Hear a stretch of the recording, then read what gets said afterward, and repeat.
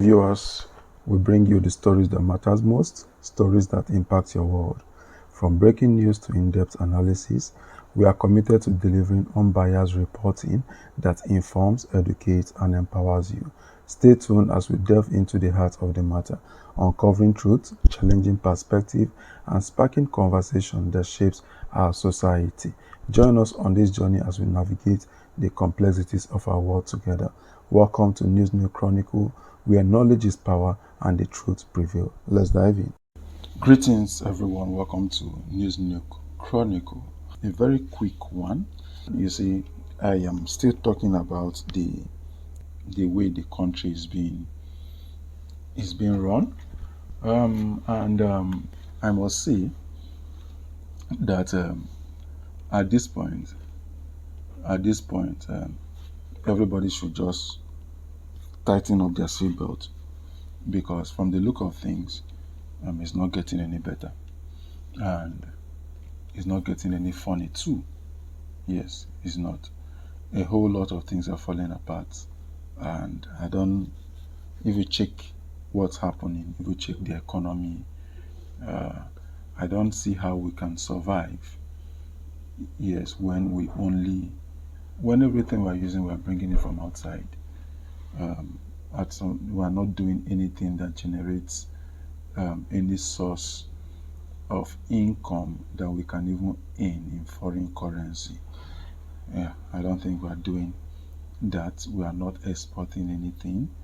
Yes, we are not exporting anything that will be paid in foreign currency. Everything we do is import, and we are importing with foreign currency. Now, you see, a lot of things are happening, and um, let me bring this to you. You see, when we call Tinubu a puppet of the IMF and the World Bank, some people think it's a joke. But Asiwaju is not his own man. He will continue to do whatever France and America tell him to do. um, Oshomole is not my go-to guy, but he is right. Comrade is Asiwaju's man, by the way. Now, why I'm saying this is because it's for we to understand something.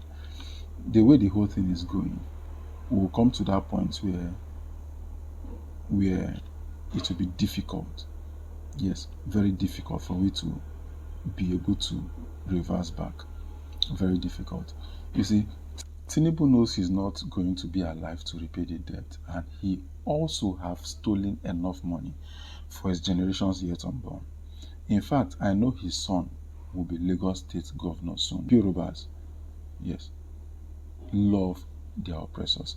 You see, the way the economy is going, and Nigerian IMF loan and economic analysis.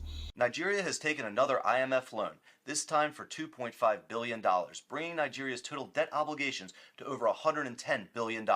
I don't like this deal at all for Nigeria, and I don't think it's an exaggeration to say this is more of an economic hitman type move, and I'm going to explain why. The terms of this IMF loan may seem fair at first glance. It's a $2.5 billion loan at 1% interest rate that will be paid off over 40 years, with no payment due for over 10 years. But here's the problem. The loan needs to be paid back in Western currencies, and the Naira is losing significant value every year, meaning this loan is going to end up costing tens of billions of dollars to Nigeria within a decade. From an economic sense, the effective interest rate would be 1% plus the depreciation of the Naira relative to the US dollar. In the past year, the Naira depreciated 50%, meaning the interest rate would be 51% if the Naira depreciation continues. This is an economy-destroying debt obligation, of course because payments don't start until 2034, when all the current politicians will be long gone when the loan starts to come due. I can understand why this was a tempting loan to take. But let's say the Naira depreciation is only 10% per year, which is very generous. Even in this best-case scenario, that means by 2034, the principal in this loan will effectively grow from $2.5 billion to $7 billion. The payments will then be the equivalent of $1 billion a year and continue for 30 years. So for $2.5 billion today, Nigeria is agreeing to pay the Western banks $30 billion under a 10% inflation rate. But even the loan itself comes with other concessions that should worry Nigerians. Nigeria will have to keep a large portion of this money as foreign reserves, so they can't even spend much of it. They also need to end subsidies on oil, which will hurt their economy, and they will need to enact reforms which will make it easier for Western banks to compete with the domestic Nigerian banks. I understand that in many ways the current administration inherited these problems. However, the terms of this IMF loan will contribute to long-term insolvency. Nigeria has far too many assets, both in raw resources and a talented labor pool, to be in this debt spiral. And the longer they stay reliant on Western banks, the longer Nigeria will operate below their economic potential. But I want to know what you guys think. Do you think Nigeria should have taken this loan and agreed to the reforms that came along with it? Or should Nigeria have taken the more difficult path of breaking away from IMF loans? Let me know in the comments below. And as always, if this video brought value to you, give me a like and a follow. The way everything is going, you should also understand that it will not be easy to really go back. It will not be easy. Yes, we need a lot to do that. Okay, I'm going to drop a video where Adam Osomole did some analysis. You watch the video now, and also an economic analysis also that is forecasting 2034. So just sit tight, watch this video, and don't forget, click on the subscribe button. Click on the subscribe button. Do all to follow us and drop your comment in the comment section. All right, watch the video. Thank you. Liberal economic policies have failed Nigeria. I want to be able to see the president saying, yes, Africa growth, we have disagreements, but I am elected to uphold the Constitution of the Federal Republic of Nigeria, not of Africa Charter. We would relate with other countries. The days must be over when we talk of Africa as the centerpiece of our foreign policy, a way to one in which Nigeria and the welfare and the well-being of Nigeria is the central focus of Nigeria foreign policy. If it is not good for Nigeria, we will do it. How can you subscribe to something that you cannot participate in? How can you have a free market where you only buy but you have nothing to sell?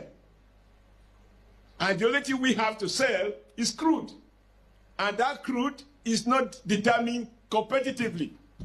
It is determined by some forces in the West, whether the president of the US is sick or whether the publish of data, it shows that economy is slowing down, that affects the price of oil, whether China is growing or China is slowing down, and all of that.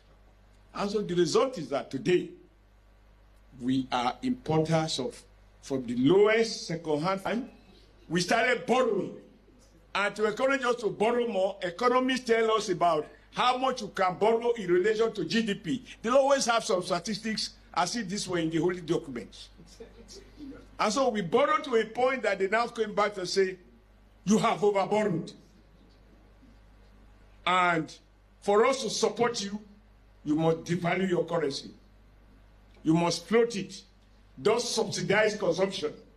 And when you devalue your home, goods and services produced at home will be cheaper, and therefore you have greater export opportunities.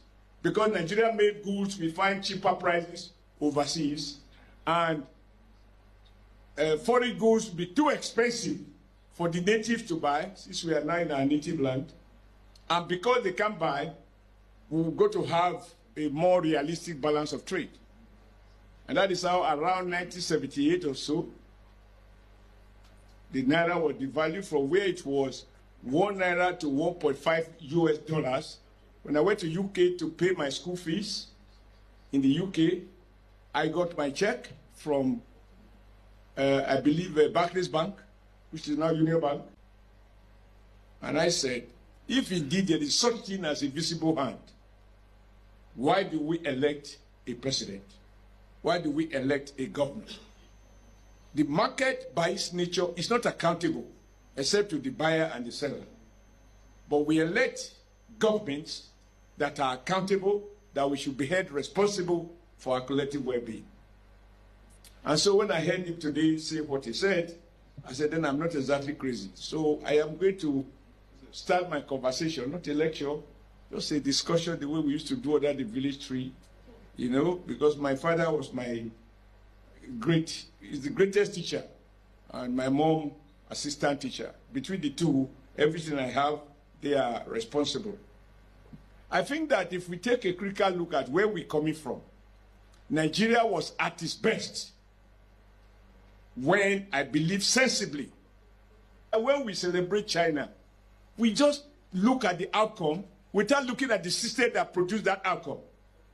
The Chinese also go to the World Bank. They also go to the IMF meeting. They listen.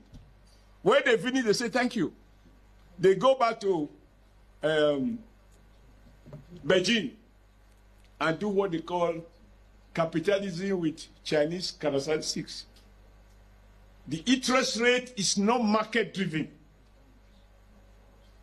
The rate you change your money in hotel is the same rate you change it in the bank. I know it because I have been there. That is not market forces. That is state regulation. And when a state functionally abuse power, they execute. They kill.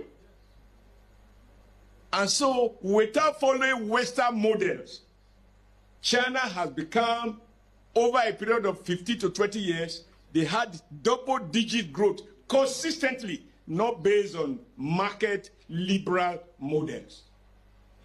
When Washington insists that the Chinese currency is overvalued, the Chinese reply, it is not the foreigner who will tell us the value of our currency. In Nigeria, our people will go to the World Bank and IMF, they will tell us what they think we are. And we celebrate that fifth rate, what they call them now, they have these funny, not funny names, well-known names in West, that they have given us B+, B-, B+++. What the hell does it matter? We are to rate who we are, not foreigners. And until we return back to this homegrown policy and damn the consequences with the world, because they are going to fight us, I do not think that romancing with them is going to deliver us. No, it will not. And they will turn around to accuse us of corruption. And yet every kobo stealing are kept abroad is in their banks. But they are not corrupt. If we recognize that we were at our best when the Nigerian state make policies that are informed by the Nigerian condition, then let us revert back to that. If we don't, free market, these liberal, neoliberal economic policies that Amadi was speaking about, can never deliver prosperity to the majority of our people. It is based on the principle, whether stated or implied, survival of the fittest.